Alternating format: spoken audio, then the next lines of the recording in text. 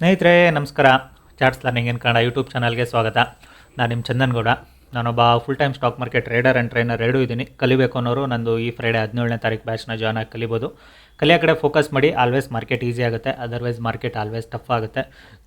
So ಇವತ್ತು ಸ್ಟೂಡೆಂಟ್ಸಿಗೆ ನಾನು ಕ್ಲಿಯರಾಗಿ ಹೇಳಿದ್ದೆ, ಮಾರ್ಕೆಟ್ ಗ್ಯಾಪ್ ಅಪ್ ಆದರೆ ವೆಯ್ಟ್ ಮಾಡಿ. ಮಾರ್ಕೆಟು ಸೈಡ್ ವೇಸ್ ಆಗೋ ಚಾನ್ಸಸ್ ಇದೆ. ಸೆಲ್ಲಿಂಗ್ ಪ್ರೆಷರ್ ಬರುತ್ತೆ, ಪ್ಲಸ್ ಬೈಯಿಂಗ್ ಪ್ರೆಷರ್ ಕೂಡ ಬರುತ್ತೆ, ಎರಡೂ ಬರುತ್ತೆ. ಸೊ ಗ್ಯಾಪ್ ಅಪ್ ಆದರೆ very tricky and difficult to trade ಅಂತ.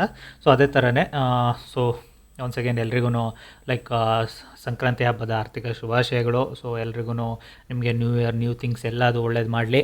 ಸೊ ನಾನು ಕೂಡ ಅಷ್ಟೇ ಸಂಕ್ರಾಂತಿ ಹಬ್ಬ ಆದ್ದರಿಂದ ಹೆಚ್ಚಿಗೆ ರಿಸ್ಕ್ ತೊಗೊಳ್ತಿಲ್ಲ. ಬಿಕಾಸ್ 4-5 ಸ್ಟೇಟಲ್ಲಿ ಹಬ್ಬ ಇರೋದ್ರಿಂದ ಲಿಕ್ವಿಡಿಟಿ ಲೈಕ್ ಒಂದು ವಾಲ್ಯೂಮ್ ಕೂಡ ಎರಡೂ ಸ್ವಲ್ಪ ಡ್ರಾಪ್ ಇದ್ದೇ ಇರುತ್ತೆ ಇವತ್ತು ನಾಳೆಗೆ. ಹಾಗಾಗಿನೇ ಸೊ ಇವತ್ತೇನು ಪ್ರಾಫಿಟ್ ಆರ್ ಲಾಸ್ ಹೇಳಿದ್ದಾರೆ, done for the day, happy.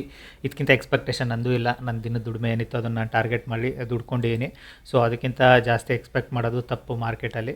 Because ಏನಂದರೆ ನಿಮಗೆ ಮಾರ್ಕೆಟು ಯಾವ ಕಡೆ ಮೂವ್ ಆಗುತ್ತೆ ಅನ್ನೋದು ನಿಮಗೆ ಪ್ರಾಪರಾಗಿ ಇವತ್ತು ಡೈರೆಕ್ಷನ್ ಇಲ್ಲ, ಗೊತ್ತಿಲ್ಲ ಅಂದಾಗ so you should wait and trade, ಓಕೆನಾ.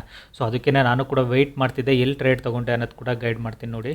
ಮಾರ್ಕೆಟ್ ಇವತ್ತು ಆ್ಯಕ್ಚುಲಿ ಓಪನ್ ಆಗಿದ್ದು ಗ್ಯಾಪ್ ಅಪ್, ಓಕೆನಾ.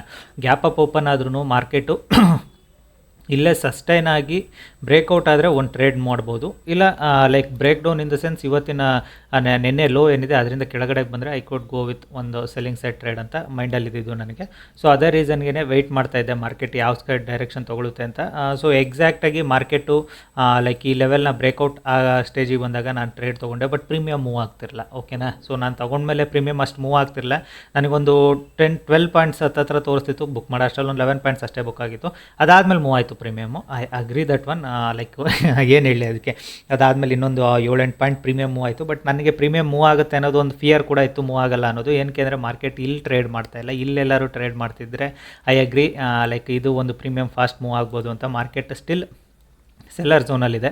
ಸೊ ಹಾಗಾಗಿನೇ ಮಾರ್ಕೆಟಲ್ಲಿ ಮೂಮೆಂಟ್ ಆಗೋದು ತುಂಬಾ ಕಷ್ಟ ಇತ್ತು. ಏನಕ್ಕೆ ಅಂದರೆ ಫ್ಲಾಟಿಶ್ ಓಪನ್, ನಾನು ನೆನ್ನೆ ಗೈಡ್ ಮಾಡಿದ ಪ್ರಕಾರ ಹೇಳ್ತೀನಿ ನೋಡಿ. ಫ್ಲಾಟಿಶ್ ಓಪನ್ ಆಗಿದ್ದರೆ ಮಾರ್ಕೆಟಲ್ಲಿ ಈ ಥರ ಅಪ್ಸೈಡ್ ಮೂವ್ ಆದರೆ ಸೆಲ್ಲರ್ಸ್ಗಳು ಸ್ಲೋಲಿ ಎಕ್ಸಿಟ್ ಆಗ್ತಾರೆ, ಮಾರ್ಕೆಟ್ ಮೂವ್ ಆಗುತ್ತೆ, ಓಕೆನಾ. If it is A gap down open ಆಗಿದ್ದರೆ ಕೂಡ ಪ್ರಾಫಿಟ್ ಬುಕ್ಕಿಂಗು ಯೂಟರ್ನಲ್ಲಿ ಒಂದು ಮೂಮೆಂಟ್ ಸಿಗ್ತಾಯಿತ್ತು, ಫಾಸ್ಟ್ ಮೂಮೆಂಟು. ಗ್ಯಾಪ್ ಅಪ್ ಆದಾಗ ಏನಾಗುತ್ತೆ, over the night position carry ಮಾಡಿದವನು 3 ಆಪ್ಷನ್ಸು. ಇಲ್ಲಿ ಸೆಲ್ಲಿಂಗ್ ಇಟ್ಕೊಂಡಿರೋನು ಅವನು ಲಾಸಲ್ಲಿ ಕಟ್ ಮಾಡಿರ್ತಾನೆ, ಇಲ್ಲಿಂದ ಸೆಲ್ಲಿಂಗ್ ಇಟ್ಕೊಂಡಿರೋನು ಕಾಸ್ಟಲ್ಲಿ ಎಕ್ಸಿಟ್ ಆಗಿರ್ತಾನೆ. ಸೊ ಇಲ್ಲಿಂದ ಸೆಲ್ಲಿಂಗ್ ಇಟ್ಟಿರೋನು ಡೆಫಿನೆಟಾಗಿ ಸಮ್ ವಾಟ್ ಸಿಗೋವಂಥ ಪ್ರಾಫಿಟಲ್ಲಿ ಎಕ್ಸಿಟ್ ಆಗಿರ್ತಾನೆ. ಸೊ ಹಾಗಾಗಿನೇ 3 ಪ್ರಾಬಬಿಲಿಟಿ ಸೈಡ್ ವೇಸ್ ಆಗುತ್ತೆ ಅನ್ನೋದು ಗೊತ್ತಿತ್ತು.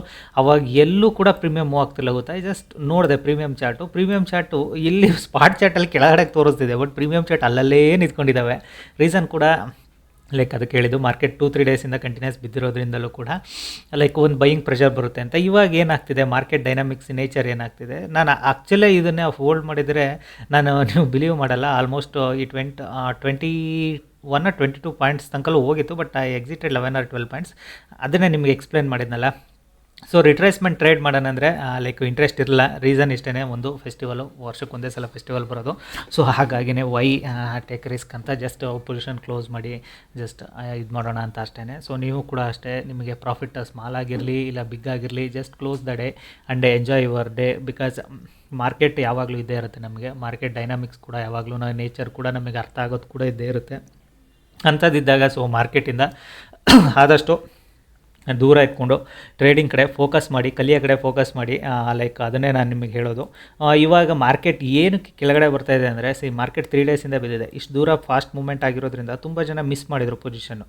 ಸೊ ಅವ್ರುಗಳೆಲ್ಲ ಈ ಲೆವೆಲ್ಸ್ಗಳಲ್ಲಿ ಎಂಟ್ರಿ ಆಗಿದ್ದಾರೆ. ಸೊ ಅವರೆಲ್ಲರದು ಸ್ಟಾಪ್ ಲಾಸ್ ಹಿಟ್ ಮಾಡ್ತಾಯಿದೆ ಮಾರ್ಕೆಟು. ಸೊ ಬೆಳಗ್ಗೆ ಸೆಲ್ಲರ್ನ ಸ್ಟಾಪ್ ಲಾಸ್ ಹಿಟ್ ಮಾಡ್ತು, ದೆನ್ ಬೈಯರ್ಸ್ಗಳನ್ನ ಸ್ಟಾಪ್ ಲಾಸ್ ಹಿಟ್ ಮಾಡ್ತು, then it went for buying side, again ಬೈಯರ್ಸ್ಗಳು ಎಂಟ್ರಿ ಆದವು, ಅಗೇನ್ ಬೈಯರ್ಸ್ಗಳನ್ನ ಸ್ಟಾಪ್ ಲಾಸ್ ಹಿಟ್ ಮಾಡ್ತಾಯಿದೆ. So this is the like pattern type position ಮಾಡ್ಲಿಕ್ಕೆ ಟ್ರೈ ಮಾಡ್ತಾಯಿದೆ ಮಾರ್ಕೆಟ್, ಓಕೆನಾ. ಬಟ್ ಇದು ಸಸ್ಟೈನ್ ಆಗುತ್ತಾ, ನೋ ಐಡಿಯಾ. ಏನಕ್ಕೆ ಅಂದರೆ ಮಾರ್ಕೆಟಲ್ಲಿ ಸಸ್ಟೈನ್ ಆಗ್ಲೂಬೋದು, ಆಗದಲ್ಲೇ ಇರಲೂಬೋದು. So that's okay. Like once trading done, then we will look for tomorrow.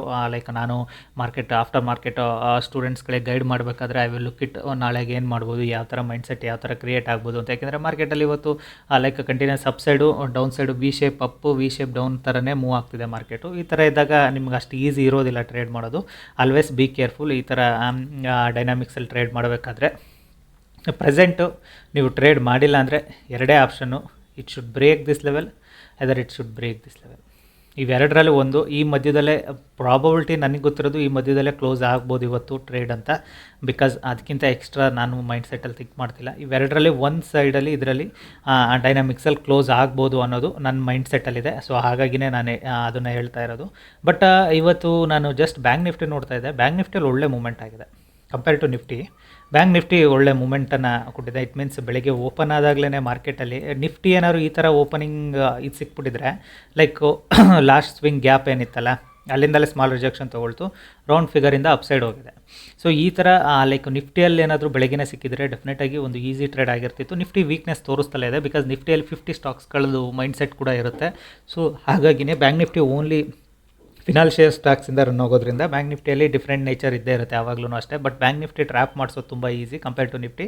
ಸೇಮೇ bank ನಿಫ್ಟಿಯಲ್ಲಿ ಟ್ರೇಡ್ ಮಾಡೋದು ಕೂಡ some time easy, some time difficult. But ಇವಾಗ ಏನಂದರೆ ಮಂತ್ಲಿ ಎಕ್ಸ್ಪೈರಿ ಶಿಫ್ಟ್ ಆದಮೇಲೆ ವಾಲ್ಯೂಮ್ ಡ್ರಾಪ್ ಆಗಿದೆ. ವಾಲ್ಯೂಮ್ ಡ್ರಾಪ್ ಆದಮೇಲೆ ಟ್ರೇಡ್ ಮಾಡಬೇಕು ಅಂದರೆ ನಿಮಗೆ ಟ್ರಿಕ್ಕಿ ಆಗುತ್ತೆ ಮಾರ್ಕೆಟಲ್ಲಿ. ಕಂಪೇರ್ ಟು ನಿಫ್ಟಿ ನಿಮಗೆ ಟ್ರಿಕ್ಕಿ ಆಗೇ ಆಗುತ್ತೆ. ಸೊ ನಿಫ್ಟಿಯಲ್ಲಿ ಇವತ್ತು ನಾಳೆಗೆ ಸ್ವಲ್ಪ ವಾಲ್ಯೂಮ್ ರಿಡ್ಯೂಕ್ಷನ್ ಇದೆ. ಏನಕ್ಕೆ 4 ಸ್ಟೇಟ್ ಆದ್ದರಿಂದ ಮೇಜರಾಗಿ ಲೈಕ್ ನಿಮಗೆ ಪಂಜಾಬ್ ಇರ್ಬೋದು, ಕರ್ನಾಟಕ, ತಮಿಳ್ನಾಡು, ಆಂಧ್ರ. ಸೊ ಈ 4-5 ಸ್ಟೇಟು, ಹರಿಯಾಣ, ಡೆಲ್ಲಿ, ಅಲ್ಲೆಲ್ಲ ಕಂಪ್ಲೀಟಾಗಿ ಲೈಕ್ ಅವರು ಲೋರಿ ಅಂತ ಆಚರಿಸಿದರೆ, ನಾವು ಸಂಕ್ರಾಂತಿ ಅವರು ಲೈಕ್ ತಮಿಳವರು ಪೊಂಗಲ್ಲು, ಸೊ ಆಂಧ್ರದವರು ಅವ್ರದ್ದು ಒಂದು ನೇಮು. ಸೊ ಅದೇ ಥರ ಒಂದು 4-5 ಸ್ಟೇಟಲ್ಲಿ ಇರೋದ್ರಿಂದ ಡೆಫಿನೆಟಾಗಿ ವಾಲ್ಯೂಮ್ ಡ್ರಾಪ್ ಇದ್ದೇ ಇರುತ್ತೆ. ಕಾಣ್ತಲೂ ಇದೆ. ಅದು ವಾಲ್ಯೂಮ್ ಡ್ರಾಪ್ ಎಷ್ಟಾಗಿದೆ ಅನ್ನೋದು ಕೂಡ ಗೊತ್ತಾಗ್ತಿದೆ. ಬಿಕಾಸ್ ನಿನ್ನೆ ಮೂಮೆಂಟ್ಗೂ ಇವತ್ತಿನ ಮೂಮೆಂಟ್ಗೂ ಗೊತ್ತಾಗ್ತಿದೆ. ಸೊ ಸೇಮೇ. So be careful. ಏನಾದರೂ ನೀವು ಇವತ್ತು ಲಾಸ್ ತೊಗೊಂಡಿದ್ರು ಕೂಡ ಲಾಸ್ನ ಇನ್ಕ್ರೀಸ್ ಮಾಡ್ಕೊಳ್ಳೋಕೆ ಹೋಗ್ಬಿಡಿ. ಆದಷ್ಟು ಪೊಸಿಷನ್ಗಳನ್ನ ಎಕ್ಸಿಟ್ ಮಾಡ್ಕೊಳ್ಳೋಕ್ಕೆ ಟ್ರೈ ಮಾಡಿ. ಸೊ ದೆನ್ ಓನ್ಲಿ ನೀವು ಕೂಡ ಮಾರ್ಕೆಟಲ್ಲಿ ಸರ್ವೈವ್ ಆಗ್ಲಿಕ್ಕೆ ಸಾಧ್ಯ. ಎವ್ರಿ ಡೇ ಸೇಮ್ ಇರೋದಿಲ್ಲ ಮಾರ್ಕೆಟ್. ಅದಕ್ಕೆ ಹೇಳೋದು, ಆಪ್ಷನ್ ಬೈಯರ್ ಆಗಲಿ, ಆಪ್ಷನ್ ಸೆಲ್ಲರ್ ಆಗಲಿ, ಯಾರೇ ಆಗಲಿ ಎವ್ರಿ ಡೇ ಸೇಮ್ ಟೈಪ್ ಪ್ರಾಫಿಟ್ನು ಮಾಡೋಕ್ಕಾಗಲ್ಲ, ಸೇಮ್ ಟೈಪ್ ಲಾಸ್ನು ಮಾಡ್ಕೊಳ್ಳೋಕ್ಕಾಗಲ್ಲ. ಸೇಮೇ ನಾನು ಕೂಡ ಅಷ್ಟೇ. ಇವತ್ತು just done for the day, happy. ಇದಕ್ಕಿಂತ ಎಕ್ಸ್ಪೆಕ್ಟೇಷನ್ ಮೈಂಡಲ್ಲಿ ನಂದು ಕೂಡ ಇರಲಿಲ್ಲ ಇವತ್ತು. ಲೈಕ್ ದಿನದ ಎಕ್ಸ್ಪೆಕ್ಟೇಷನ್ ಏನಿದೆ, ಹೆಂಗಿದ್ರು ಮಾರ್ಕೆಟ್ ಇದೆ ಅಲ್ಲ, ಸೊ ದಿನದ ಎಕ್ಸ್ಪೆಕ್ಟೇಷನ್ ಏನಿದೆ ಅದನ್ನು ತೊಗೊಂಡು ಕ್ಲೋಸ್ ಮಾಡೋಣ ಅನ್ನೋದು ನನ್ನ ಮೈಂಡಲ್ಲಿ ಇದ್ದಿದ್ದು. ಸೊ ಅದನ್ನೇ ನಾನು ಕೂಡ ಇವತ್ತು ಥಿಂಕ್ ಮಾಡಿದ್ದು, ಅದನ್ನೇ ಮಾಡಿದ್ದು ಕೂಡ. ಓಕೆ, ಲೈಕ್ ಯಾರು ಕಲಿಬೇಕು ಅನ್ನೋರು ಈ ಫ್ರೈಡೇ ಬ್ಯಾಚ್ನ ಜಾಯ್ನ್ ಆಗಿ ಕಲೀರಿ. Thank you all.